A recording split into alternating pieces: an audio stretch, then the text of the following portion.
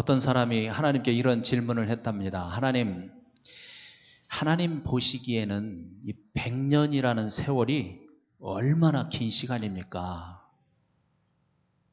그랬더니 하나님이 대답하셨습니다. 나에게 100년은 1초도 안 되지. 그랬더니 또 질문을 합니다.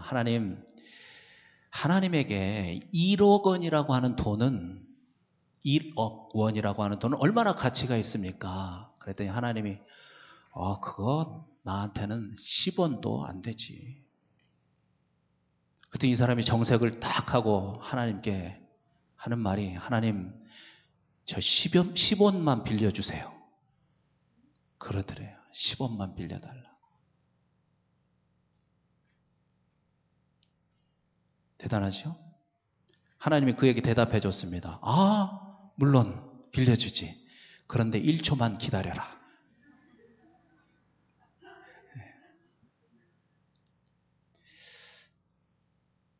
참 대단한 사람입니다. 하나님을 속여서 돈을 좀 벌어보려고 하는 그런 시도를 하고 있습니다.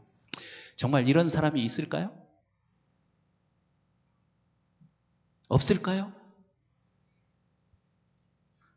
제가 생각하기에는 있어도 참 많습니다. 심지어 교회 안에도 있습니다. 얼마 전에 돌아가셨지만 이미나 목사님이라고 하는 그 여자 목사님이 계시는데, 이분이 생전에 전했던 그 메시지를 묶어가지고 책을 냈습니다. 하늘의 신부라고 하는 책이죠. 이분이 아시는 분들은 아시지만 이어령 교수의 딸이죠. LA에서 아주 잘 나가는 검사, 변호사였습니다. 그런데 이분이 예수님 믿고 완전히 변화가 되어서 죽는 날까지 복음을 증거하다가 그렇게 돌아가셨습니다. 육체적인 그런 연약함을 극복하지 못했죠. 암으로 돌아가셨는데, 그 책에 보면 아주 중요한 말을 이 앞쪽에서 하고 있습니다. 그게 뭐냐면, 신앙의 반대말은 불신앙이 아니라는 겁니다. 신앙의 반대말은 불신앙이 아니라 신앙의 반대말은 종교다, 종교. 저는 그 얘기를 읽으면서 너무나 그분의 말에 공감을 했습니다. 여러분, 정말 무서운 것은요, 불신앙이 아닙니다. 정말 무서운 것은 종교 생활입니다.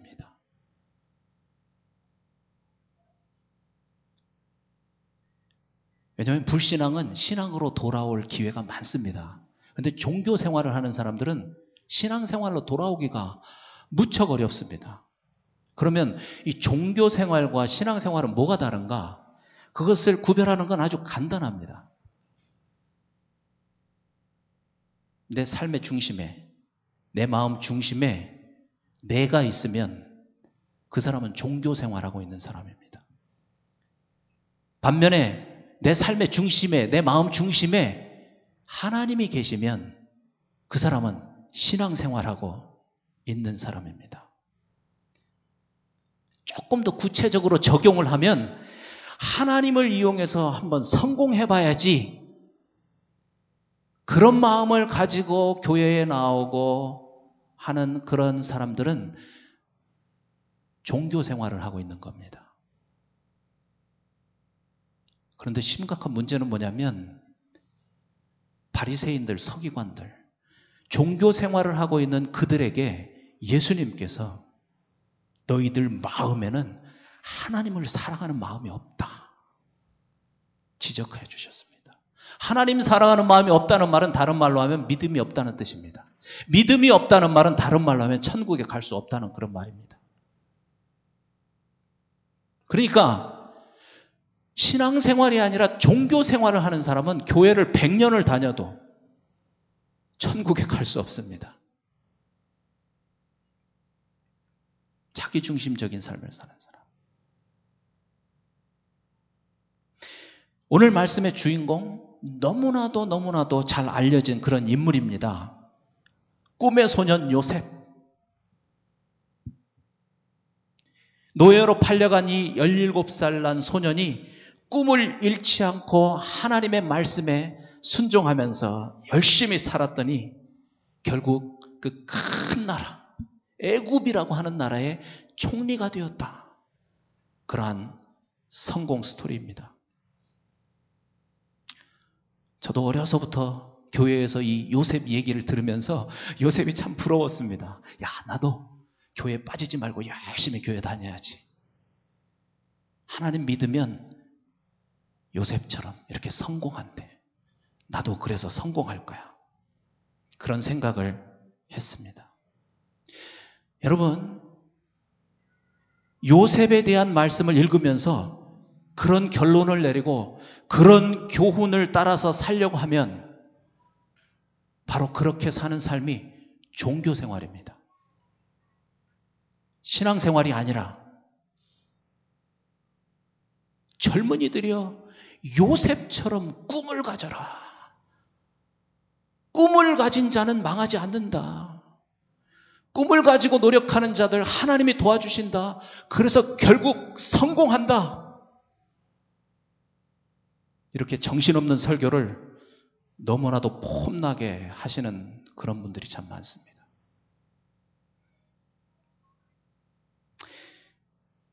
눈에 보이죠?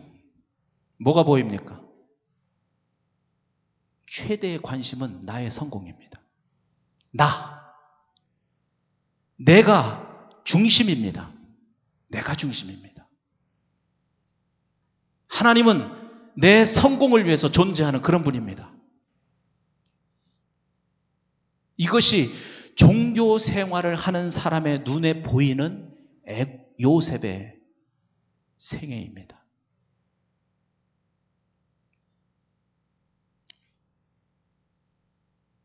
오늘 우리가 읽은 말씀 속에서 형통이라고 하는 단어가 2번 나왔습니다. 2절에 나왔고 3절에 나왔고, 그런데 읽지는 못했지만 이 스토리의 저 끝부분 23절에 가보면 형통이라는 단어가 또 한 번 나옵니다. 이 형통이라는 단어가 바로 이 성공이라는 단어죠.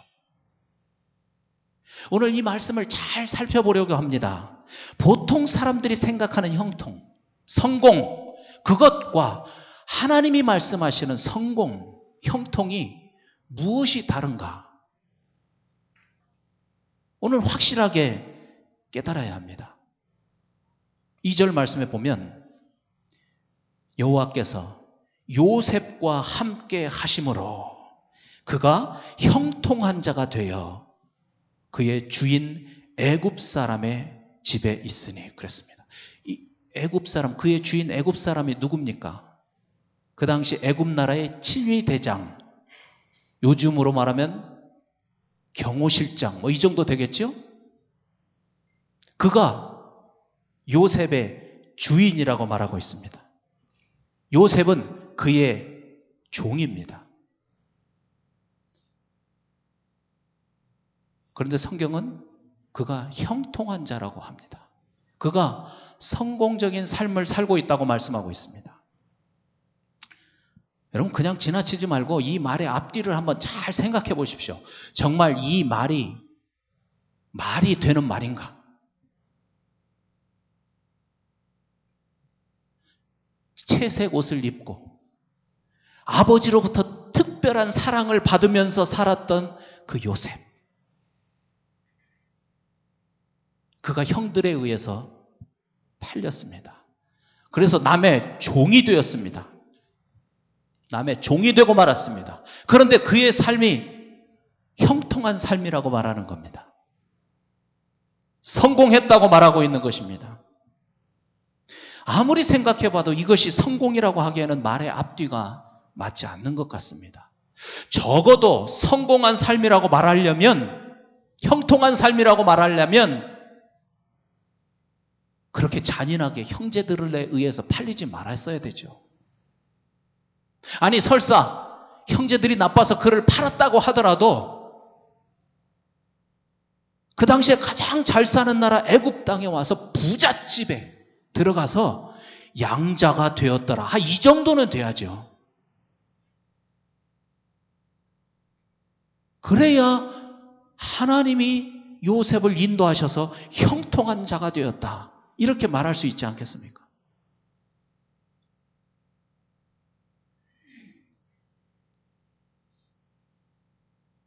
또 한 번 형통이라는 단어가 쓰인 곳이 23절입니다. 그것을 보면 요셉이 보디발 아내가 같이 잠을 자자고 하는 그 유혹을 뿌리치다가 도리어 그 여자가 자기 남편이 집에 왔을 때 요셉이 자기를 희롱했다고 그렇게 덮어 씌웠습니다. 억울하게 감옥에 갇혔습니다. 그런데 성경은 말씀하시기를 여호와께서 그를 감옥 안에서 범사에 형통하게 하셨더라. 성공적인 삶을 살게 하셨더라. 이렇게 말씀하고 있습니다. 여러분, 자기가 잘못해서도 아니고 억울한 일 때문에 감옥에 갇힌 그의 삶이 어떻게 형통한 삶이 되겠습니까? 어떻게 성공한 삶이 되겠습니까? 그 감옥 안에서 형통해 봐야 얼마나 형통하겠습니까? 평생을 그 안에서 살지도 모르는데. 그런데 성경은 그가 형통하다고 말씀하시는 겁니다.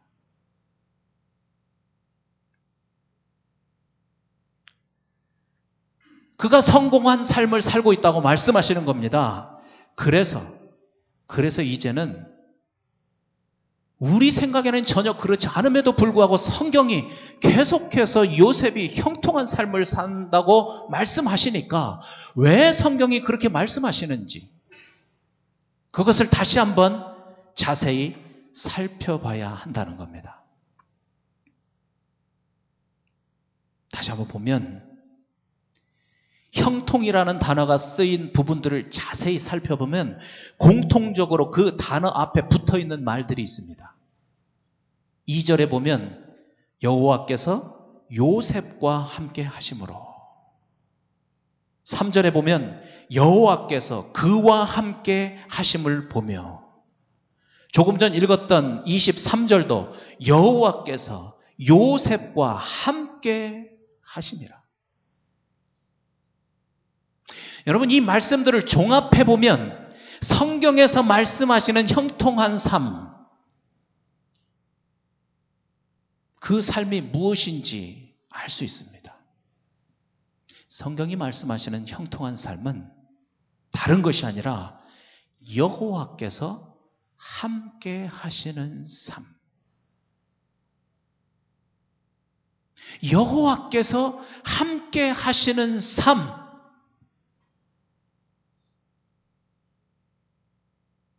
아무리 노예로 살더라도, 아무리 억울한 일 때문에 감옥에 갇혀 사는 삶을 살더라도 여호와 하나님이 함께 하시는 삶, 그 삶을 사는 삶이 바로 형통한 삶이다. 성경은 형통한 삶을 그렇게 정의하고 있는 것입니다.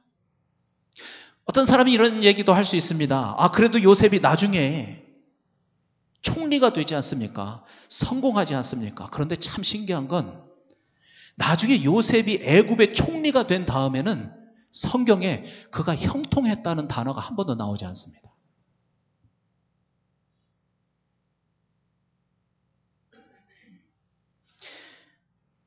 여러분,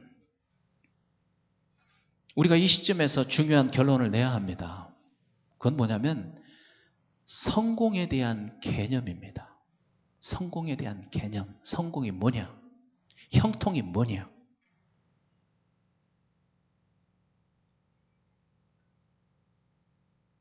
그것은 다시 반복하지만 하나님께서 함께 하시는 삶.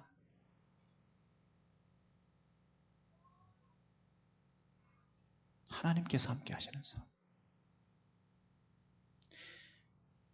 내 주변의 환경이 어떻든지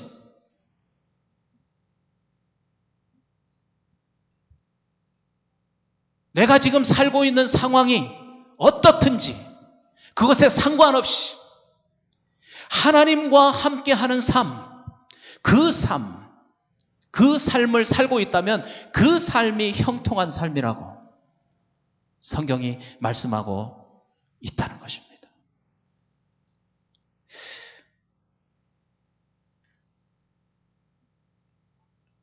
우리가 살고 있는 이 신약 시대로 한번 우리의 눈을 옮겨보겠습니다. 예수님은 형통한 삶을 사셨습니까?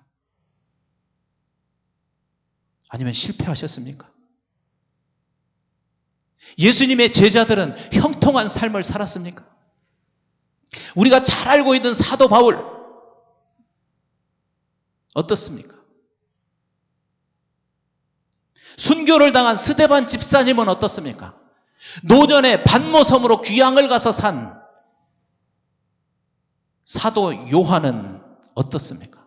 형통한 삶을 살았습니까?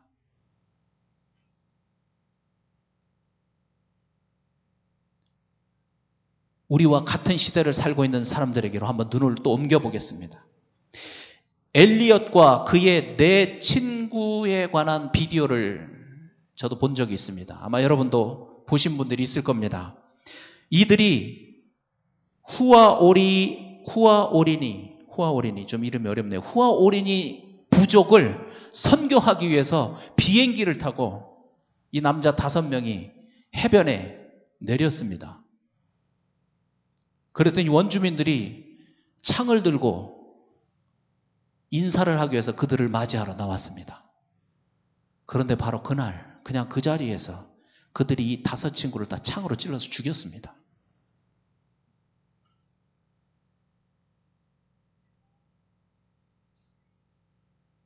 이들의 삶은 어떻습니까?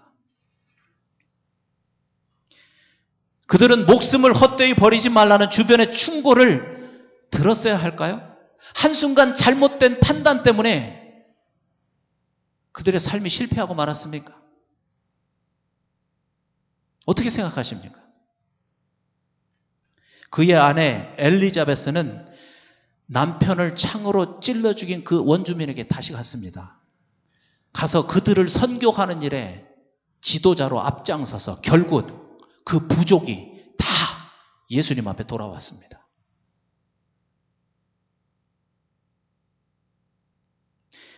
영국인 스터드라고 하는 사람의 글을 읽어보았습니다. 그는 아주 넉넉한 재산을 가진 그런 사람이었습니다. 그런데 어느 날 그 재산을 다 팔아가지고 가족들에게 선포했습니다. 나 선교 갈 거야. 가족들이 말렸습니다. 그의 주변에 있는 목회자들도 다 말렸답니다. 그런데 그가 결국 중국으로 갔습니다. 또 인도로 옮겨서 선교했습니다.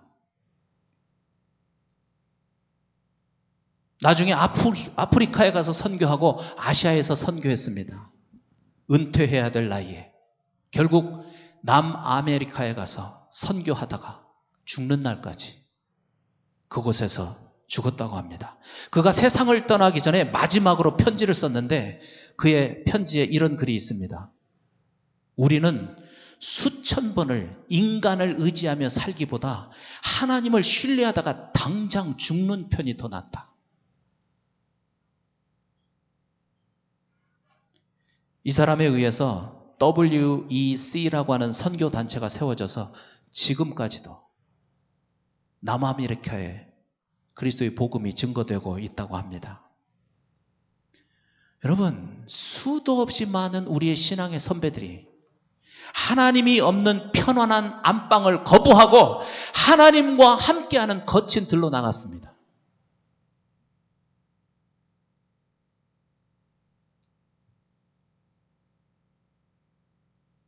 이거 누가 억지로 시킨 일 아닙니다. 하나님께서 함께 하심으로써 또 함께 하시는 그 하나님이 너무 좋아서 본인들 스스로 결정하고 했던 그러한 일들입니다. 제가 하고 싶은 얘기는 다른 것이 아닙니다. 세상 사람들이 말하는 성공과 성경이 말씀하시는 그 성공, 형통이 얼마나 큰 차이가 있는가. 그것을 생각해 보라는 겁니다. 더 중요한 것은 나는 정말 하나님을 믿는 사람으로서 성경이 말씀하시는 그 형통, 성경이 말씀하시는 그 성공, 그러한 삶을 정말 형통하는 삶이라고 여기고 있는가? 아니면 이런 얘기를 들을 때마다 이건 그냥 특별한 사람들이 하는 일이고 남의 얘기처럼 들리고 나는 그저 어떻게 해서든지 더 가져야 하고 어떻게 해서든지 더 풍족한 삶을 살아야 하고 어떻게 해서든지 더 안전한 삶을 살아야 한다. 거기에 내 모든 정신이 집중되어 있다.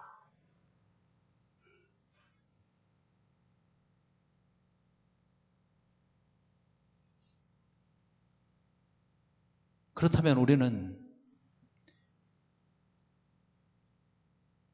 앞에서 말씀드렸던 종교 생활을 하고 있는 것입니다. 요셉처럼 하나님이 함께하사 형통한 삶을 살았던 사도 바울, 빌립보서 1장 21절에 이런 말씀을 남겼습니다. 이는 내게 사는 것이 그리스도니 죽는 것도 유익함이라. 죽는 것도 유익함이라. 여러분, 죽음의 유익에 대해서 들어보셨습니까? 모든 사람들이 더 잘 살아보려고 안달이 났습니다. 그런데 그렇게 잘 살아보려고 정신을 집중하고 돈을 집중하고 노력을 쏟는 그 일 때문에 오히려 죽어가고 있다는 것을 아십니까?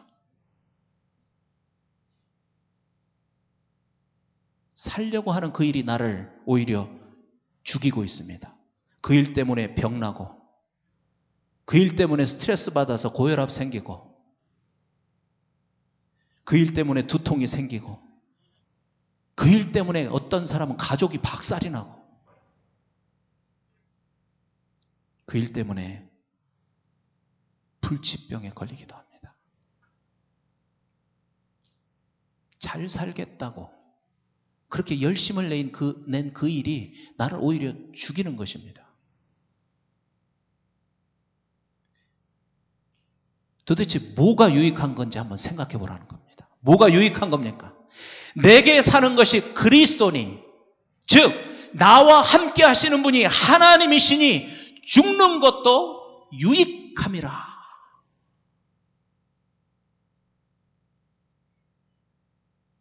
내 욕심을 죽이는 겁니다. 세상적인 내 생각을 죽이는 것입니다. 세상적인 방식을 죽이는 것입니다. 그리고 내 안에 사시는 분, 그분, 하나님, 그분을 의지하고 그분의 뜻에 귀를 기울이며 사는 것입니다. 이것이 진정 사는 길이고 이것이 진정 성공하는 길이고 이것이 진정 형통한 삶을 사는 삶이라는 것입니다.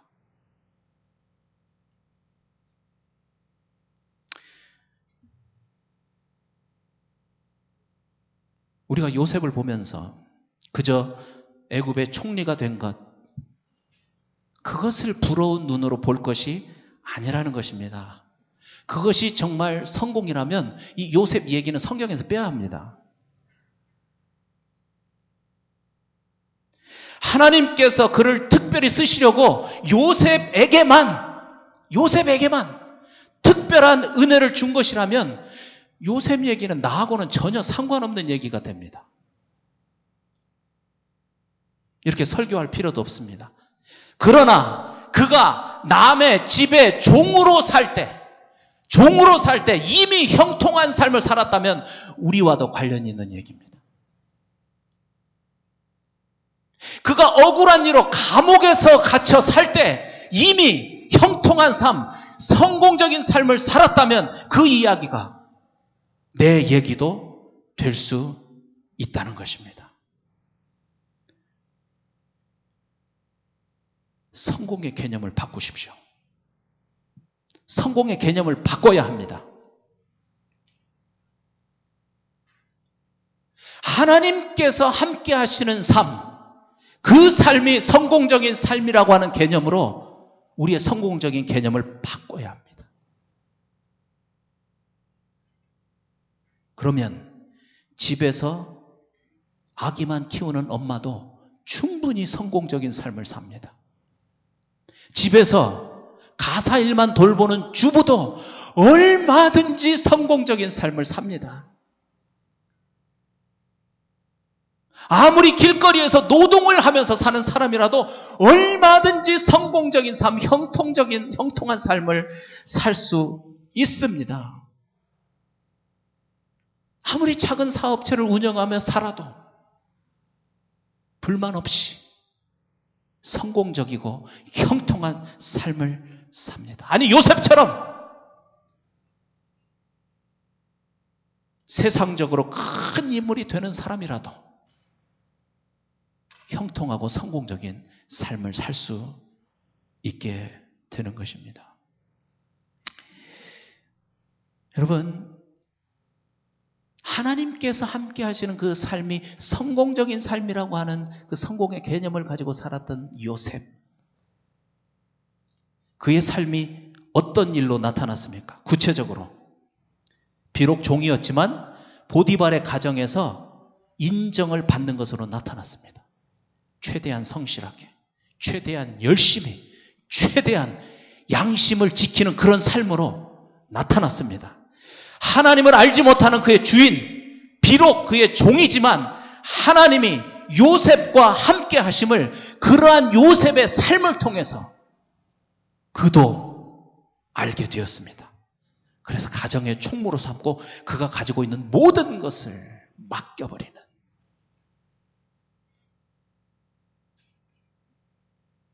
그러한 인정을 받게 되었습니다.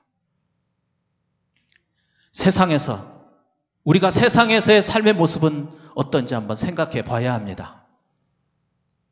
우리도 성공적인 개념을 바꾸어서 하나님과 함께하는 삶이 성공적인 삶이라고 하는 개념으로 하루하루를 살면 요셉에게 나타났던 이러한 삶의 열매들이 분명히 우리 삶에도 나타나게 될 것입니다.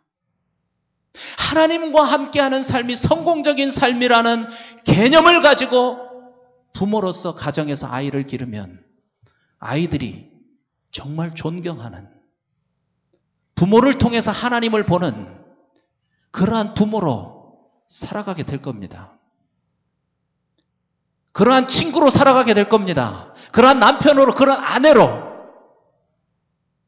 그러한 열매를 맺으면서 살아가게 될 것입니다.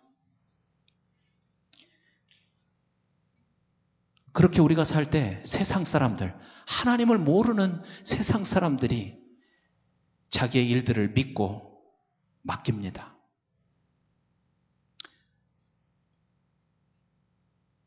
그런데 참 여러분도 알고 저도 아는 가슴 아픈 사실이지만 세상 사람들에게 믿는 사람들이 인정을 받지 못하고 있습니다. 오히려 불신의 대상이 되고 있습니다.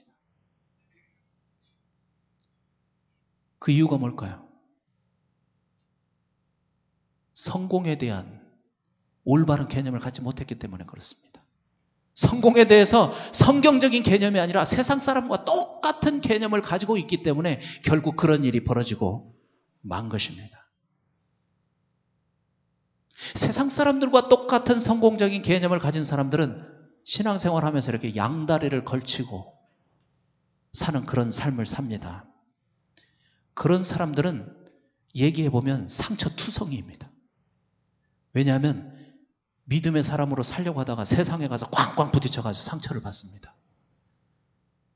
그것으로 끝나는 게 아닙니다. 교회 와서는 하나님께 상처를 받습니다. 설교가 위로가 되는 것이 아니라 상처입니다. 상처. 자꾸 아픈 곳을 찌르니까 양쪽에서 다 상처를 받습니다. 상처투성이의 인간이 되고 맙니다.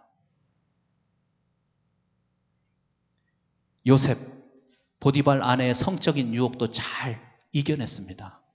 한번 그 상황을 잘 생각해 보십시오. 어쩌면 종의 신분으로서 주인 마님과 그런 관계를 맺어놓으면 그런 신분에서 벗어나고 자기 인생이 바뀔 수 있는 그런 기회가 될지도 모릅니다. 그런 생각을 가지고 지금도 열심히 높은 사람들한테 뇌물을 바치면서 사는 사람들이 얼마나 많은지 모릅니다.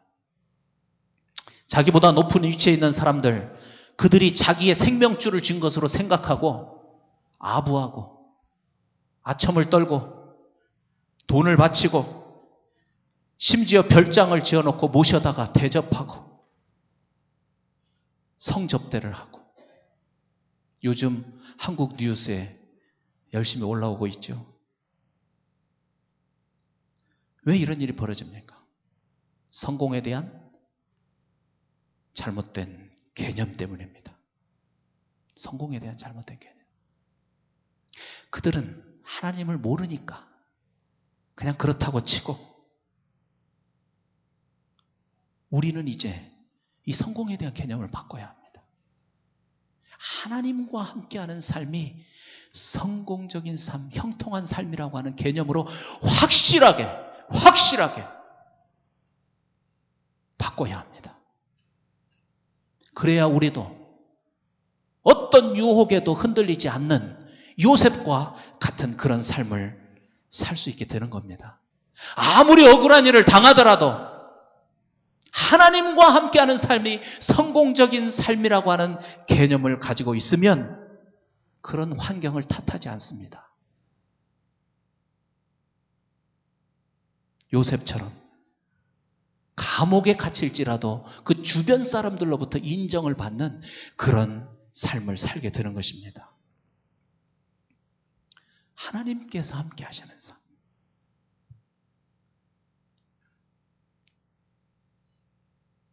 여러분, 그런데 너무나도 놀라운 사실은 뭐냐면 이미 하나님께서 우리와 함께 하고 계신다는 사실입니다. 이미. 중요한 것은 우리가 그것을 인정하고 그것을 믿고 실제로 그런 삶을 사는 것입니다.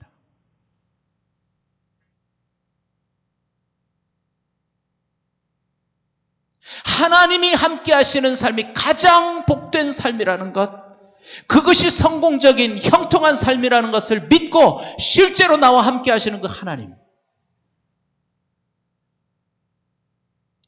그분을 믿고 사는 겁니다.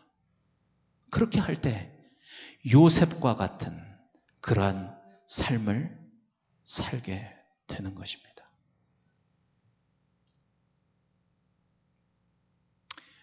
모든 사람의 행동은 생각으로부터 시작됩니다. 그래서 제가 설교 시작할 때 그렇게 기도했습니다. 생각을 바꾸지 않으면 행동은 생각을 따라가도록 되어 있습니다. 생각을 바꾸십시오. 개념을 바꾸십시오. 성공에 대한 개념. 성공에 대한 개념. 성령 하나님께서 오늘 우리의 마음속에 그렇게 역사해 주시길 간절히 축복합니다. 우리 한번 같이 기도하겠습니다.